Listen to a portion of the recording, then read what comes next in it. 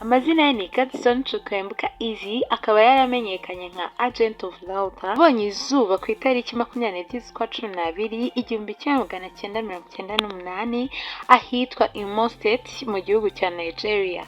Urugendo rwe rwo gukina komedi yarutangiye mu mwaka wa 2018, aza kugenda agafata buhoro buhoro kugeza ubwo yabaye ikimenya bose ku mbuga nkoranyambaga zitandukanye nka TikTok, Instagram n'izindi. Mu mwaka wa 2024 Agent of Laughter cyangwa se Gadson Chukwembuka akurikiranwa n'abarenga miliyoni 11. Ikindi kandi nta mugore afite kugeza ubu. Agent of Laughter arakunzwe bidasubirwaho. Iyi ni Impano Show, njye ndi Clarisse. Ciao.